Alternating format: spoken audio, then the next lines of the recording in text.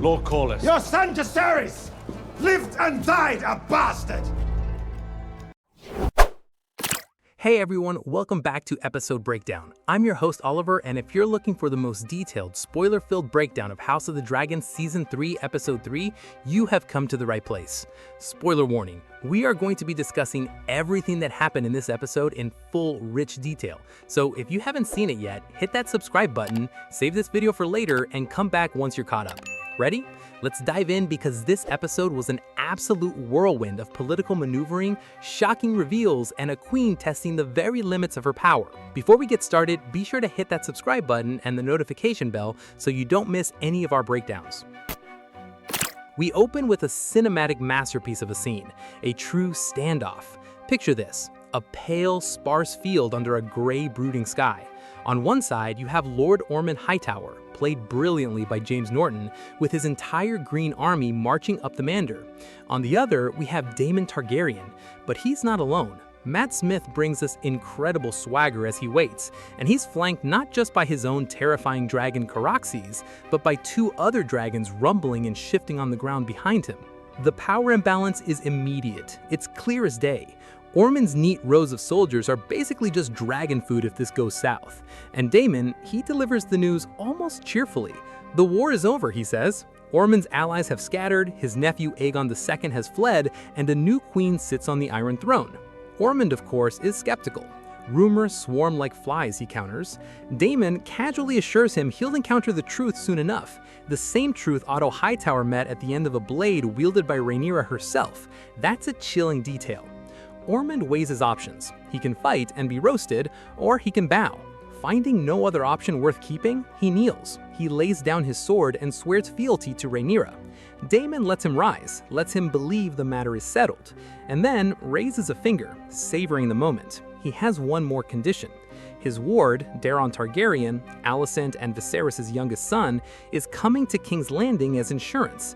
The boy is led away, utterly powerless. Ormond, humiliated, is sent home with his army. It's a masterclass in psychological warfare from Daemon. I almost forgot. Your wall, Daeron Targaryen. He'll be coming with me. We cut to King's Landing where Rhaenyra is in the Queen's chambers. But this isn't a triumphant homecoming. Emma Darcy portrays a woman haunted. Rhaenyra calls the room thick with ghosts.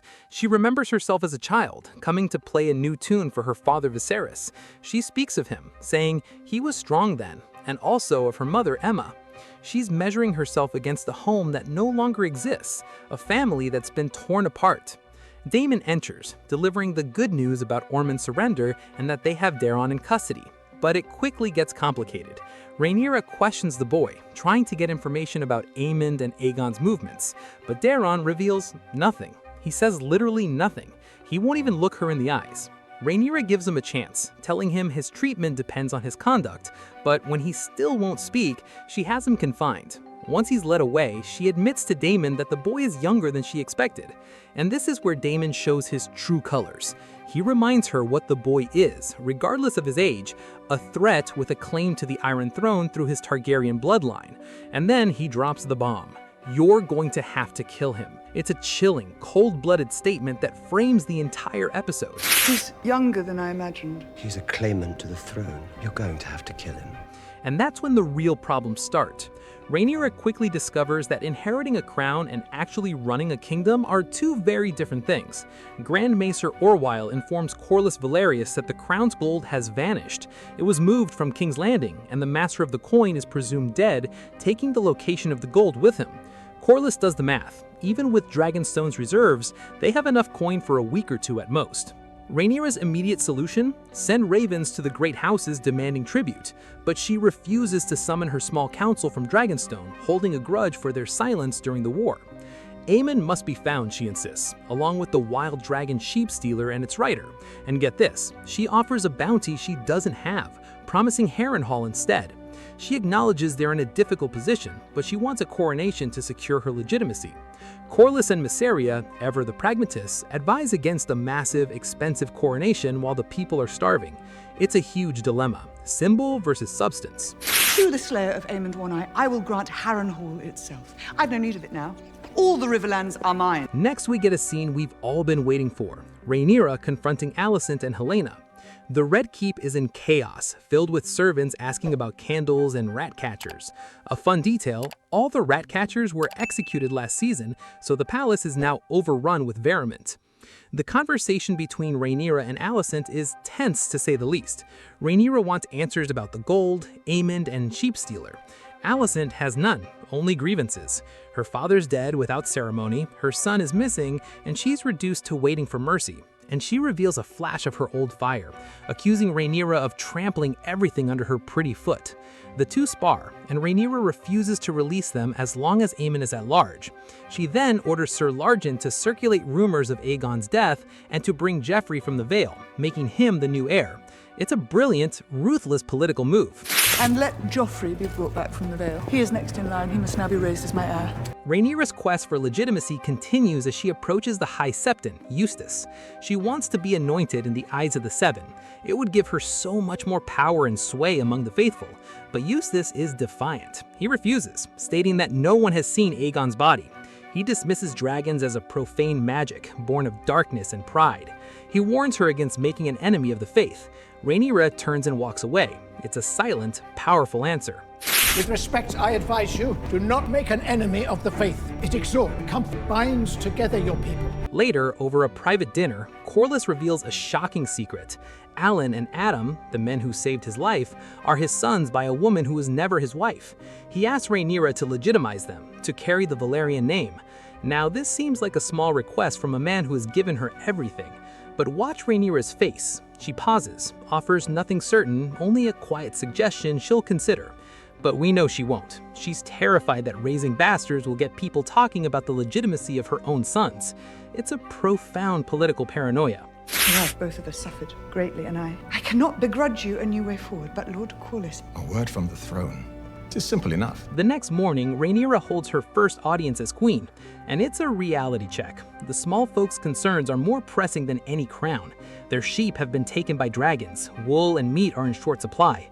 A woman named Madame Sylvie reveals the Highborn have been hoarding food, making the situation even worse. In the middle of this, Rhaenyra gets her period. It's a brilliantly humanizing moment. Kings never had to deal with this, and hasn't enough blood been shed? Mysaria asks what her father, Viserys, would have done.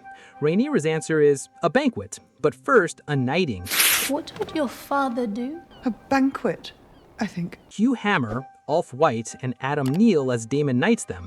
Rhaenyra names them, but she grants Adam the surname of Hull rather than the Valyrian claim his father asked for. It's a small cruelty, a calculated slight, and Adam notices immediately. Hugh the Hammer, Ulf the White, and Adam of Hull. And then the pièce de résistance, the rat banquet. Rhaenyra gathers the nobles, thanks them for their belated loyalty, and then instructs her servants to set a single dish before each guest, cooked rat. She tells them this is what the common folk of my city ate. When one noble protests, claiming they were protecting their families, Rhaenyra silences him. The gold cloaks are raiding the nobles' storehouses as the dinner goes on. She leaves to distribute the seized food to the common folk. It's a masterstroke of populist theater. As you sit here, my gold cloaks are entering each of your houses. And they will bring what they find back to me for distribution to those in my city who need it. That evening, Alicent visits Rhaenyra in her chambers, apologizing for her earlier sharpness and asking only that Otto's remains be sent home to Oldtown. Rhaenyra grants this easily. Then she asks the question that's been building all episode. How did Alicent bear the weight of ruling during all those years when Viserys lay dying? Alicent's answer is more a warning than an answer. You may not rule and remain yourself, she says. She talks about a door in Rhaenyra that will need to close, choices that will ask her to look away, impulses her heart would once have refused. It's a chilling prophecy of what's to come. There are choices to be made, and you may, on occasion, have to turn your face away while people suffer and die. There is in you a door that must shut. Later, Daemon and Rhaenyra watch the gold cloaks load up the food, but he knows it's temporary. He talks about the dragons as gods, wanting to take Dorne and Essos. Rhaenyra is more pragmatic, wanting to secure King's Landing first. As he leaves, Daemon again reminds her to kill Daeron. The message is clear. This is a war of survival, not mercy. Your Grace. You still have to kill Daeron. The next day, riding in a carriage with Mysaria, Rhaenyra is asked about her grief for Jace. She says she feels no grief at all, only a rage that billows beyond my grasp. It's the rawest we see her, a promise of vengeance. Rhaenyra stands before a wagon of food, addressing the common folk. The faith would not anoint her, so she feeds her people instead. It's a beautiful, powerful act. I shall rule judiciously, in token of which I bring you gifts for your relief. But then Rhaenyra turns to a harder reckoning. She tells Alicent she's been holding Daeron in King's Landing for 2 days as part of Ormond's surrender. By rights, she says she could take his head. Instead, mercifully, she'll send him to the wall. Alicent, grieving a son she barely knows, asks to see him before he goes. When Rhaenyra brings them together, her carefully considered act of mercy collapses.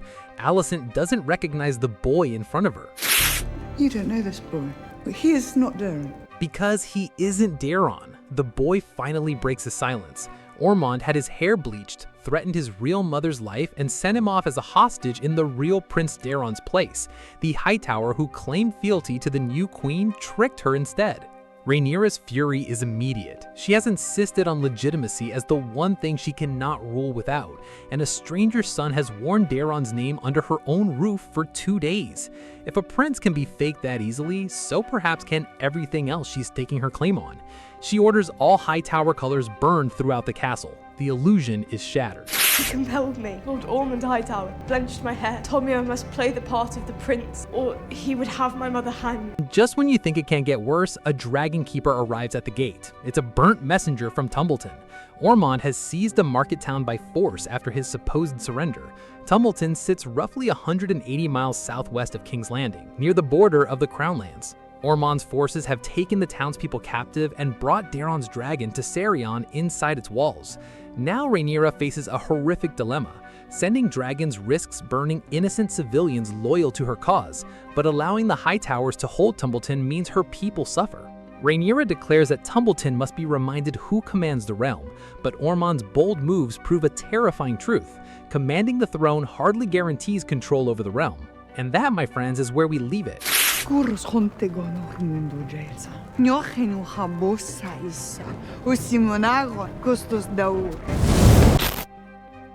Rhaenyra's claim is more fragile than ever. The question is, how far is she willing to go to secure it?